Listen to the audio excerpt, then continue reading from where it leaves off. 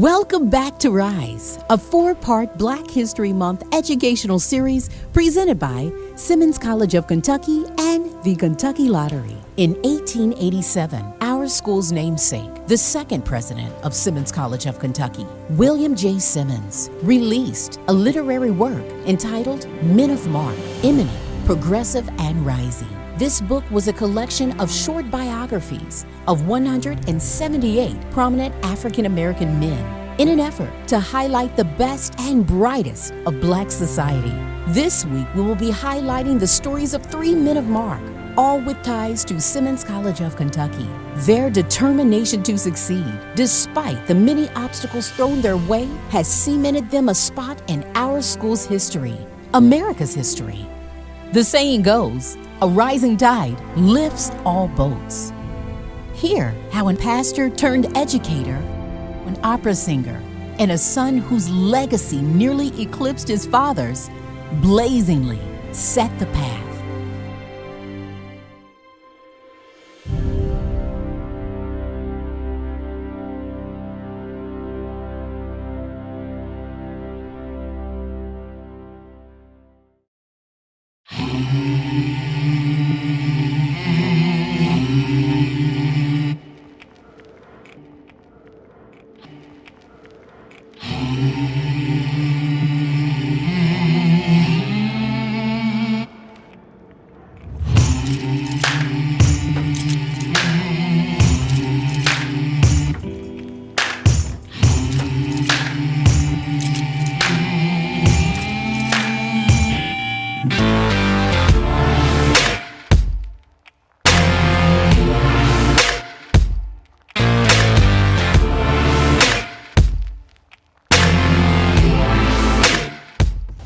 Before the government was prepared to begin educating the 4 million slaves who were released from slavery with no skills, no education, only 5% of the emancipated population was literate.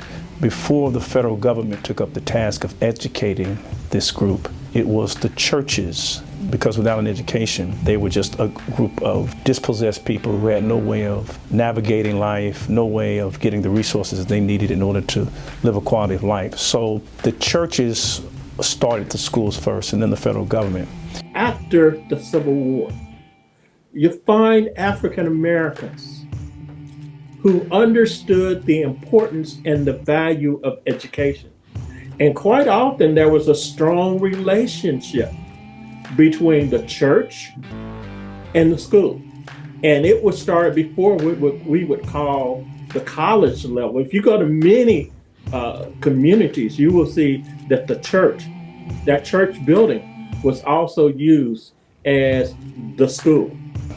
4 months after Lee surrendered to Grant in Appomattox Courthouse, the former slaves in this state came together and formed the General Association. First Kentucky, then the second one was to be established was in Alabama, and they patterned themselves after Kentucky's Black Baptist Association.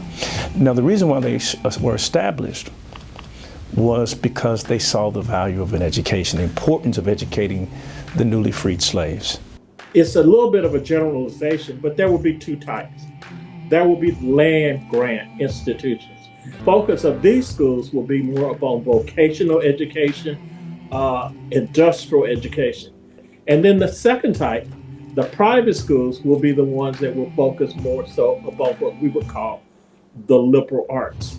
The pressure was on all Black colleges to pattern themselves after Hampton Institute, which was an industrial, agricultural, domestic science institution. The best way to think about that issue is Booker T. Washington and W.B. Du Bois, 2 contemporaries. Both of them agreed that majority of African Americans needed vocational education. They would agree. Where they seemed to disagree was about that top 10%. Booker T. Washington was born a slave, and he would say a cotton farmer did not need to know how to speak French. They did not need the liberal arts. They needed to know how to maybe grow more cotton and to make more money. So you find that he put more emphasis upon business, and that's the way he looked at the world. His contemporary was W.B. Du Bois. Du Bois talked about that 10%.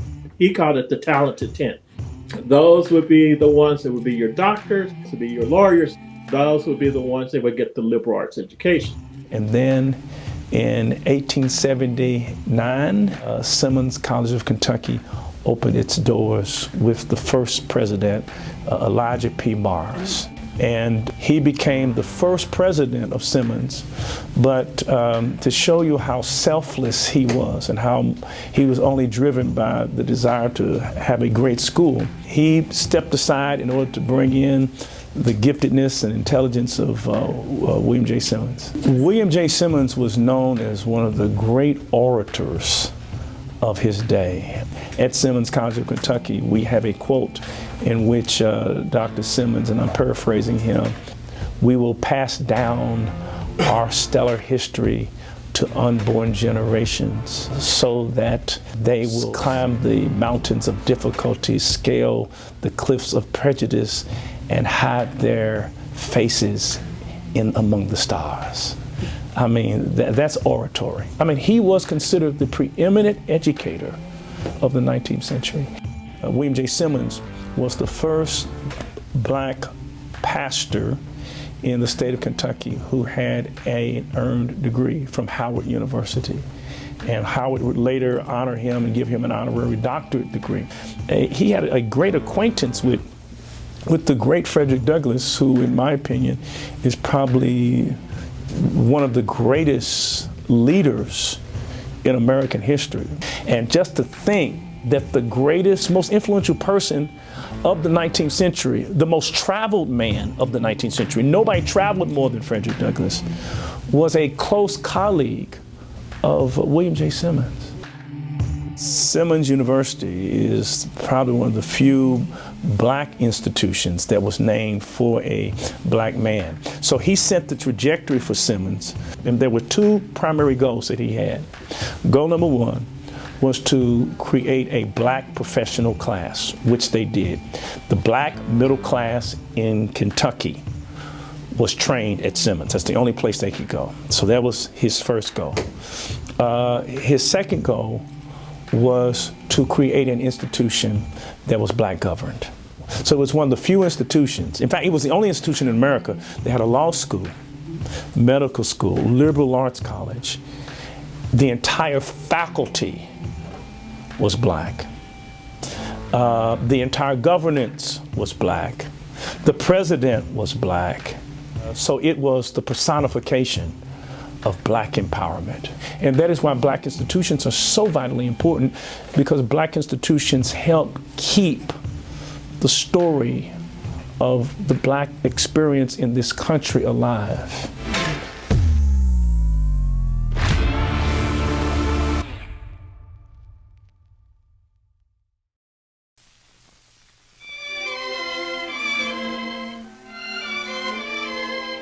Let's go back in time to the 1930s. Here, the original cast of Porgy and Bess, with co-star Anne Brown as Bess. In 1935, George Gershwin personally selected Robert Todd Duncan would become the very first Porgy. You is my woman now. You is, and you must laugh and sing and dance for two instead of one.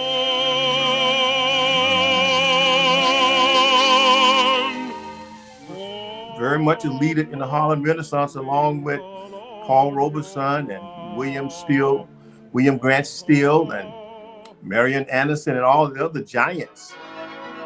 And Duncan was one of the leading figures. I was still a student at the Juilliard School of Music in my last year, and I read in a New York newspaper that George Gershwin was writing an opera and would be on the lookout for talented black singers. And I brought an accompanist who was also a student at the school, and went down and I sang.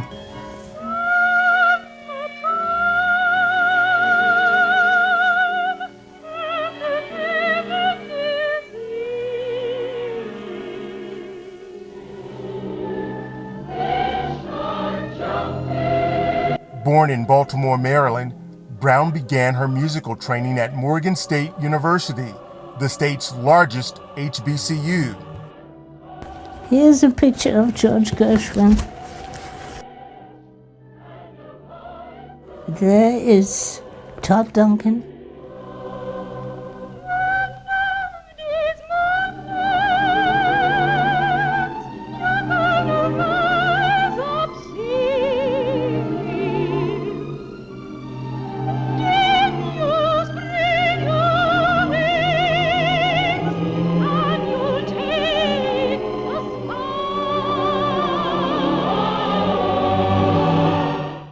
Without question, Duncan should have been living the American dream. But these were the 1930s and 40s, and the American nightmare of racism was real. And then hundreds of people backstage asking for your autograph, and you cannot go in the restaurant to eat or to take care of your needs physically next door. You have the money, you have the clothes, you have everything else, but you're the wrong color, so you can't go in. It is frustrating, to say the least.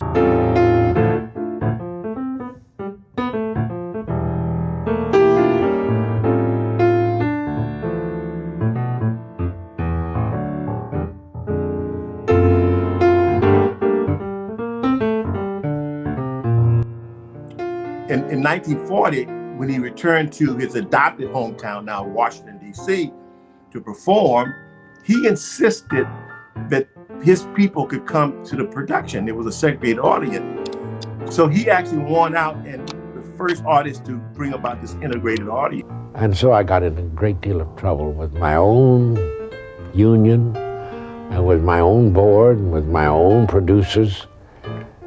I became a rebel, a rebel Negro, because I wouldn't appear. In 1936, the National Theater hosted its first integrated performance. While simply trying to make beautiful music, this Simmons alumnus would also make civil rights history. Years later, Duncan would shatter another color barrier when he became the first African American to sing with the New York City Opera.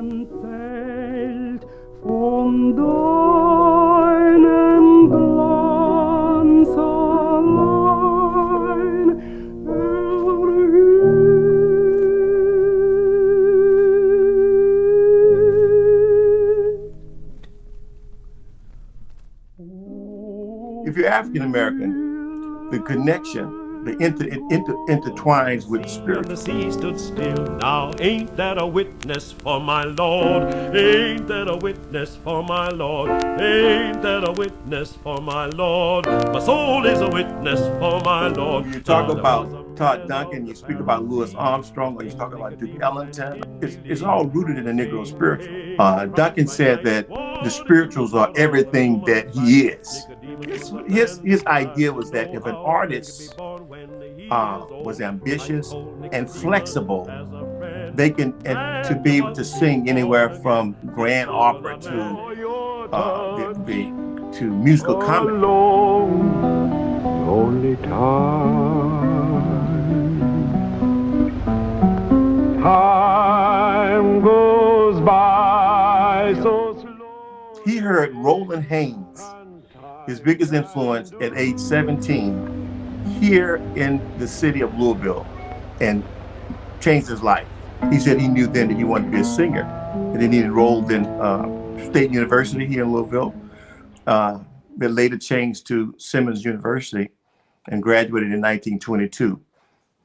He later taught at Simmons University, I learned, from 1925 to 1929. Taught music in his 90s. The first part of his life was his career, but the second part of his life, he spent time teaching. Well, it's a certain kind of dignity, too, that comes with being a Black artist, a certain kind of pride. It's a tradition that we, if you look at any pictures of jazz musicians, any pictures of these guys like Todd Duncan or William Grant Steele or Paul Robeson, Marian Anderson, Florence Price, Langston Hughes, they're beyond category. And it really is about Black excellence, because in spite of this American nightmare that they had to struggle and endure, of segregation, they felt that if you worked hard and was able to study your craft and be excellent, excellence will overcome. Deep commitment in what you know, and that every hour of the day, every day in the week is a testimony to who you are and what you're doing. Oh, nobody can touch that, not even prejudice.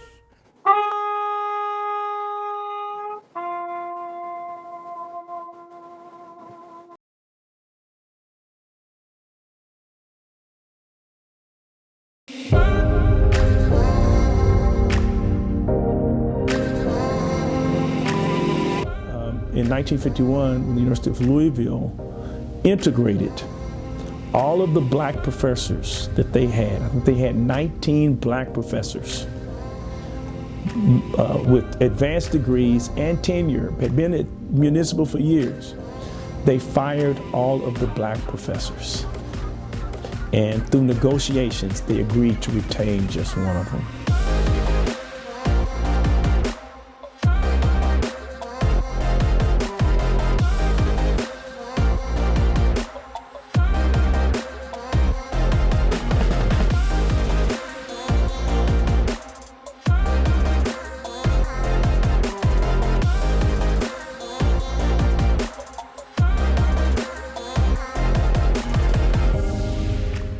CH explained to me that they agreed to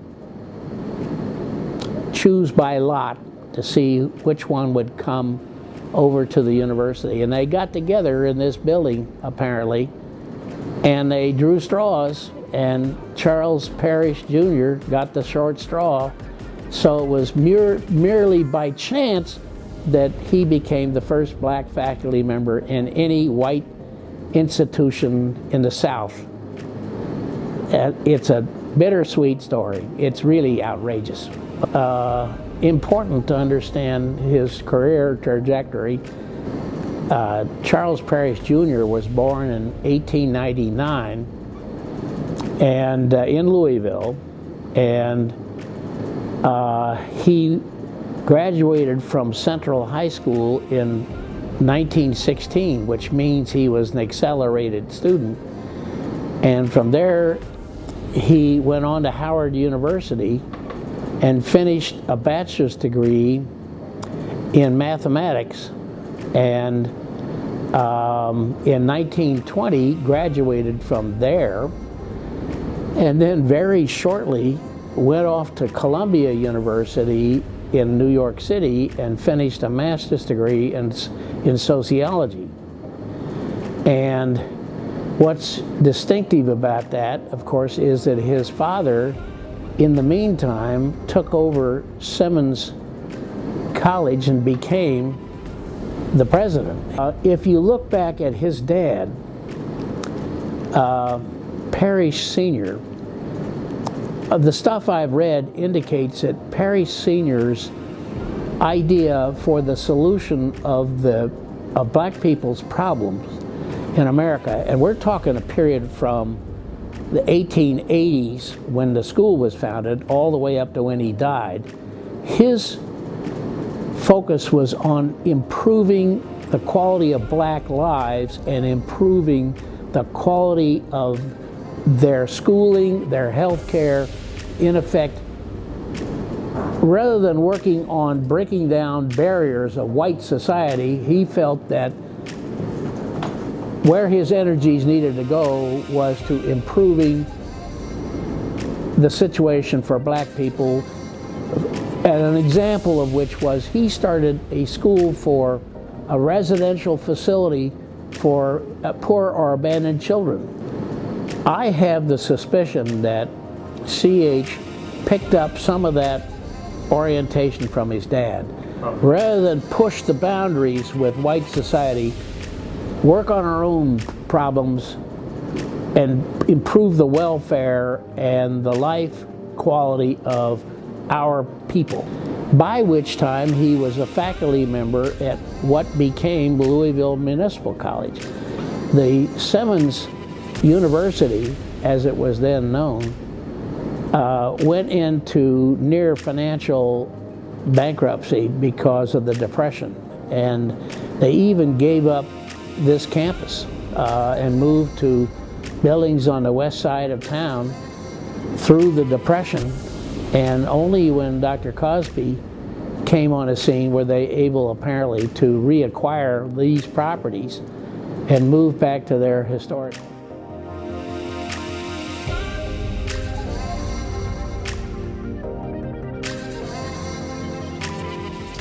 The biographer of Simmons is a professor, brilliant PhD professor named Lawrence Williams. I call you the Apostle Paul of Simmons history. He wrote a book on the parishes. In fact, without your preservation of Simmons history, there's a great chance that the fullness of the Simmons story would have been lost. So God used you to be the custodian and the preserver and the scribe. In the last chapter of the book, he talks about our church, because in 1996, our church purchased as surplus property the old Simmons College campus. What happened was the University of Louisville, when they integrated in 1951, they transferred the property to the Jefferson County Public School Board. Well, the General Association was changing. They contacted me and asked would I be interested, the trustees, in becoming the president of Simmons. I became president in 2005. And then it dawns on me. The pastor of St. Stephen Church is in custodianship of Simmons. And the president of Simmons wants what the pastor of St. Stephen Church is in custodianship of. So one day, I'll never forget it because I was there. I'm telling you, I was there. The president of Simmons had a meeting with the pastor of St. Stephen Baptist Church. They said, the pastor said to the president, you can have it back. And so in 2007, 77 years after we lost it, the sons and daughters of the slaves had a grand parade back to the original campus. It was the greatest homecoming, perhaps than any black institution has ever had. And one of the great days of my life was when I could call David Jones Sr. and say to David, we fulfilled the mission.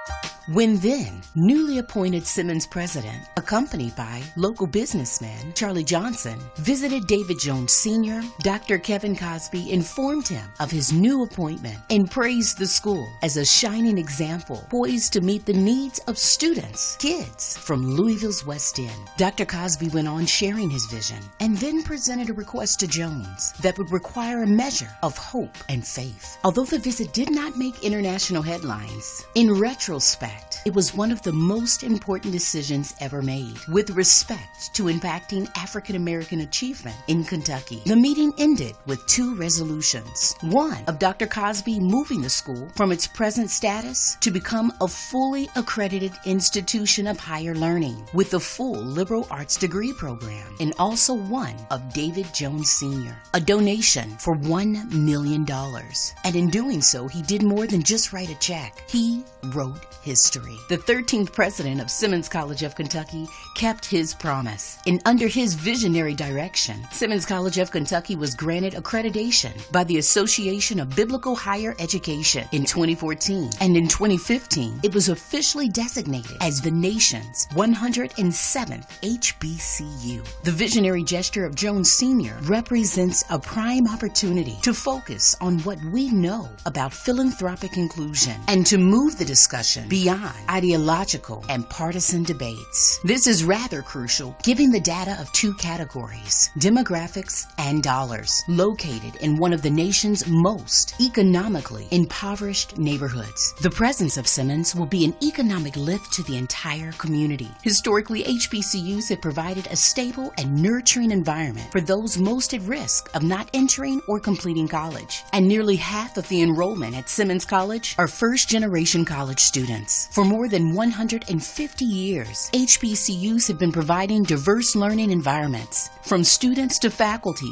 to administration, ensuring every student's pathway to success. In HBCU tuition rates average almost 30% less than comparable institutions. Recognized in 2019 as the most affordable HBCU in the nation, Simmons has become the envy of neighboring cities not fortunate to have such a gem. And while students across America have accumulated $1.3 trillion in college loans, Simmons students graduate with no student debt, which could dramatically narrow the racial wealth gap. Given all this data, there is no better time for an honest discussion about philanthropic inclusion. While HBCUs are in need of corporate donors, financial gifts to schools like Simmons is not charity. It's an investment. In 2005, David Jones Sr. gave in faith and hope. In 2020, your decision doesn't take either. Comparably, there is no greater return on investment like an investment at Simmons College. A commitment accompanied by a list of guarantees. Just to mention a few, Simmons has one of the lowest student-teacher ratios in the state, which virtually guarantees that students will get the attention and support they need to reach their highest potential. Secondly, the affordability aspect alone is attracting students from across the nation to attend Simmons College. And finally, there are guaranteed federal dollars coming to our city that will increase as our enrollment increases. Now, given their proven track record of influencing the academic success of African Americans, which directly impacts the success of the entire city, now more than ever, greater investment is needed in institutions like Simmons College of Kentucky.